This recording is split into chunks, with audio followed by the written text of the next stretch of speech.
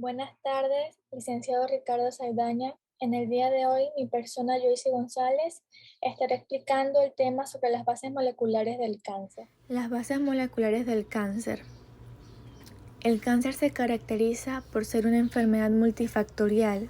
A su vez, es una transformación maligna, es decir, una pérdida de las características y funciones normales de las células en un tejido.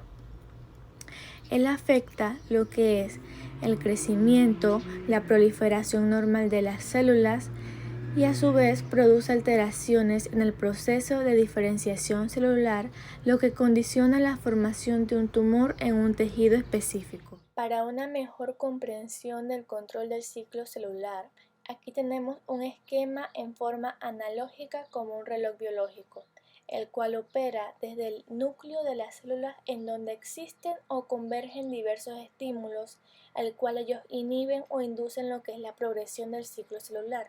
Cuando los genes que controlan el ciclo celular se alteran, las células proliferan y se produce el cáncer. El cáncer representa la pérdida del control de la proliferación en un determinado tipo celular.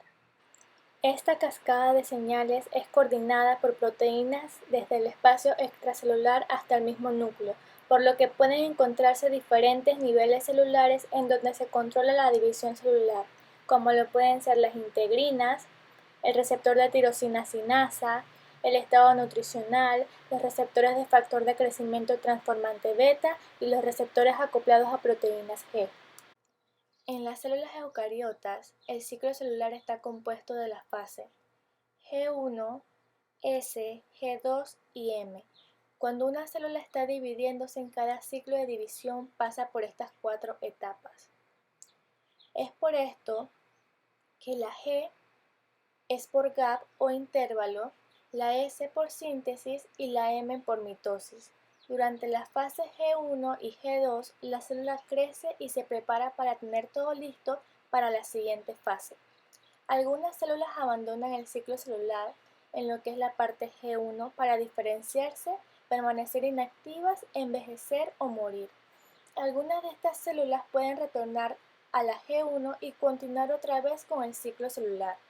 En la fase S se produce lo que es la replicación del ADN.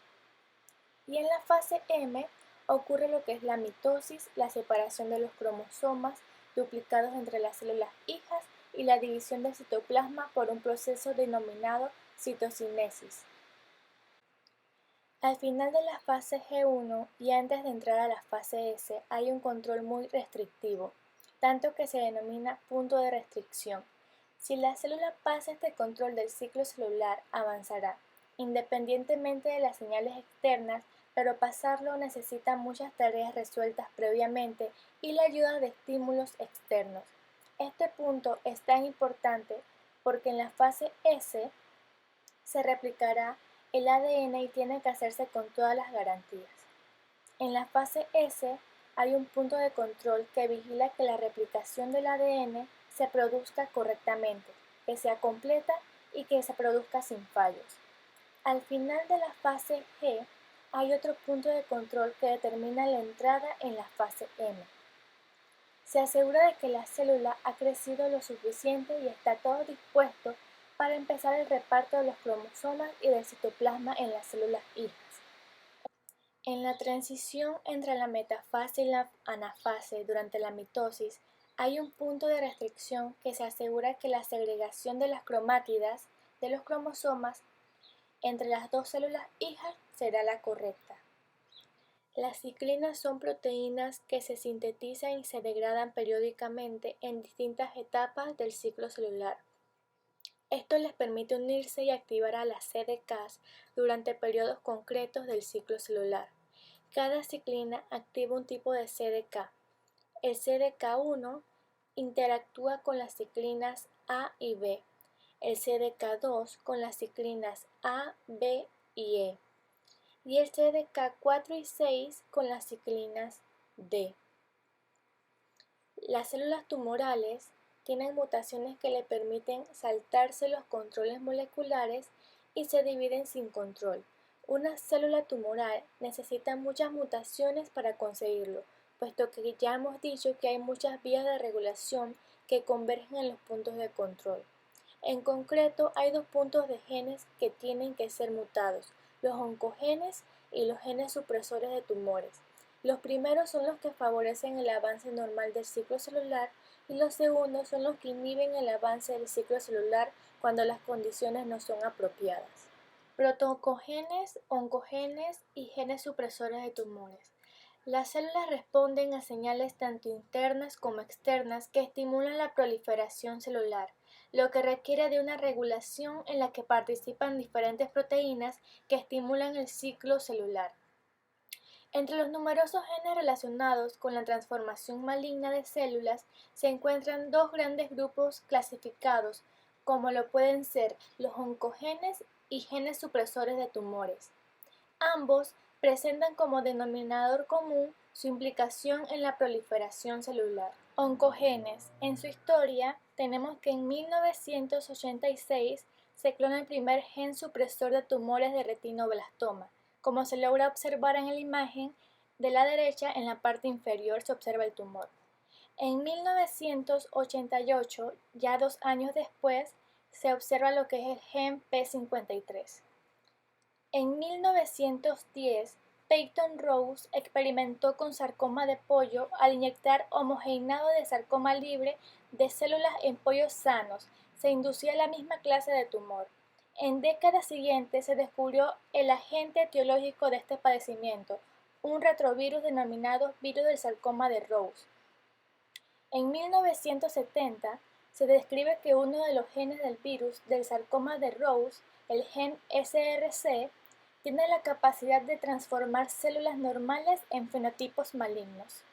Y por último, en 1976, Michel Bishop y Harold Barmus realizaron el estudio de este gen en experimentos de hibridación in situ. Mostraron que células normales del pollo contenían algunos elementos del gen SRC, lo que dio lugar a la siguiente controversia. ¿Cómo es posible que genes que se encuentran en el virus oncogénico también lo hagan en células eucariotas normales? Estudios han demostrado que versiones similares de los genes virales oncogénicos se encuentran en células normales y participan en el proceso de proliferación celular. Para continuar con la explicación del tema, debemos tener en cuenta dos conceptos importantes. Lo que es el gen SRC, que es un gen oncogénico ya que desencadena un crecimiento incontrolado en las células anormales del huésped.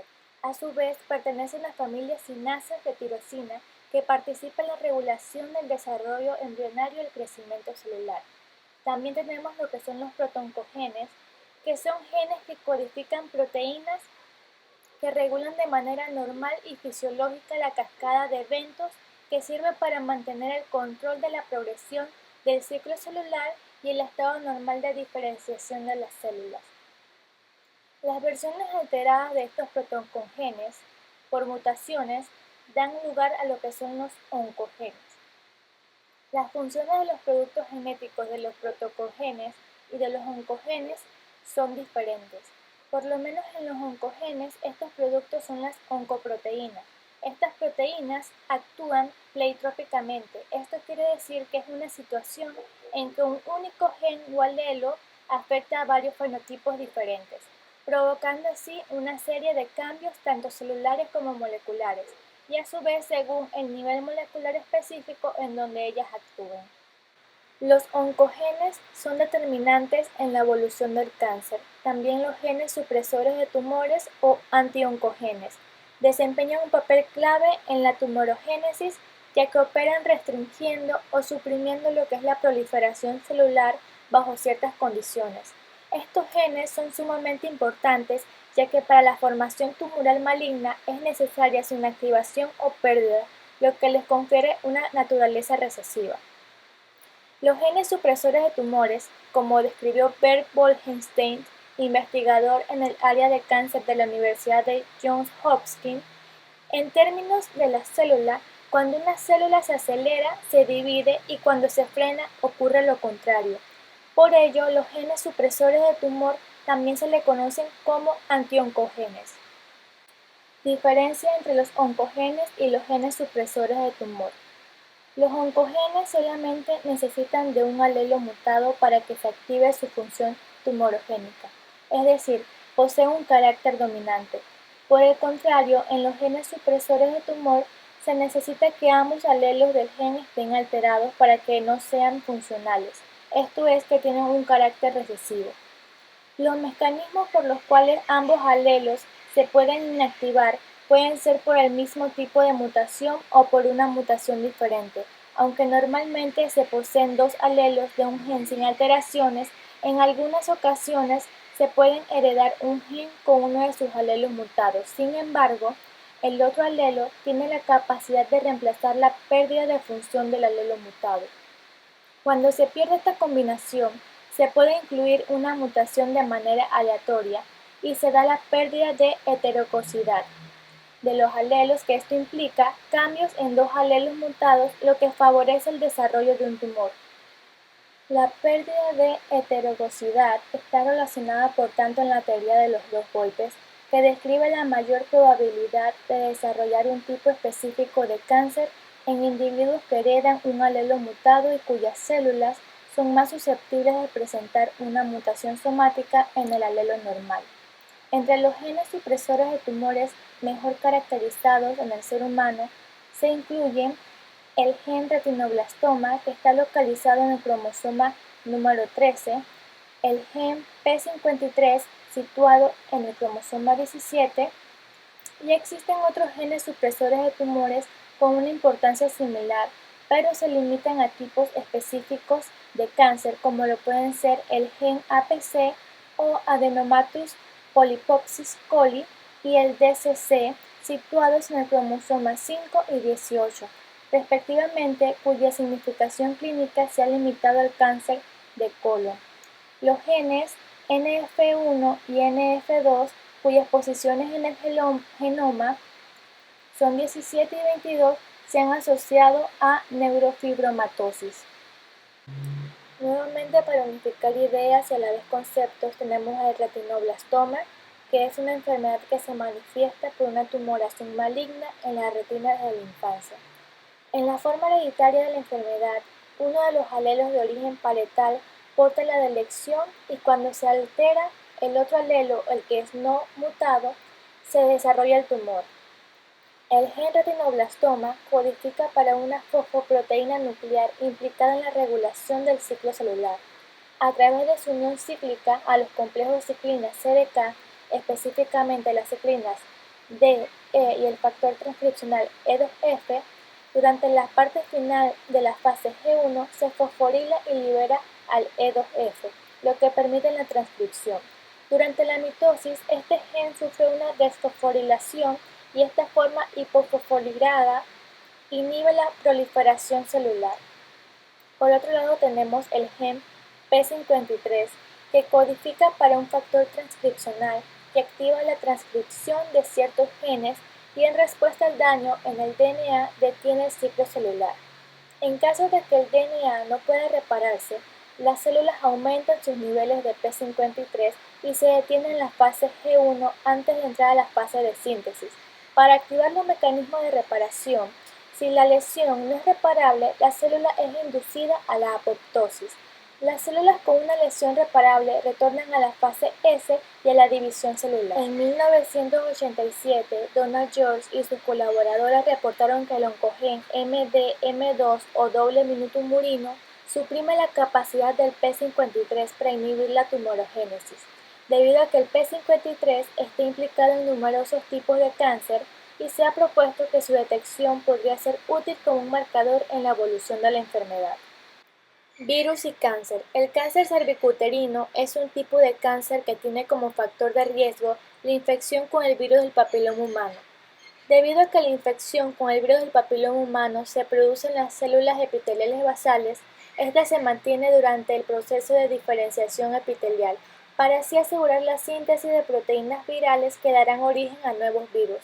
En respuesta a la infección, las células activan mecanismos de defensa celular que implican al gen P53 y al retinoblastoma y dirigen a la célula infectada a la apoptosis.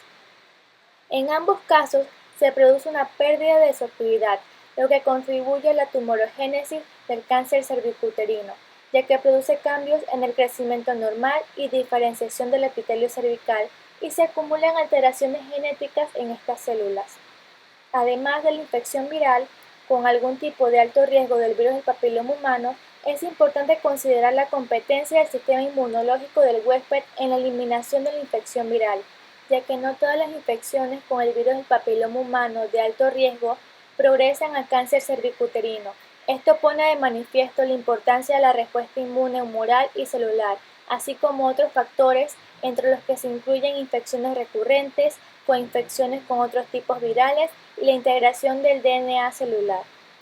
Por otro lado tenemos la predisposición genética al cáncer.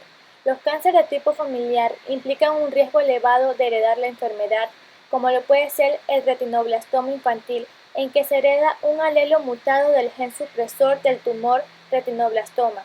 Es quizás uno de los ejemplos más ilustrativos. De igual manera, los pacientes afectados con el síndrome de Li-Fraumeni presentan un alto riesgo de desarrollar tumores cerebrales y mamarios, entre otros. Otro síndrome neoplástico de carácter hereditario relacionado con defectos en los genes supresores del tumor es la polipopsis adenomatosa familiar, cuyo patrón de herencia es autosómico dominante.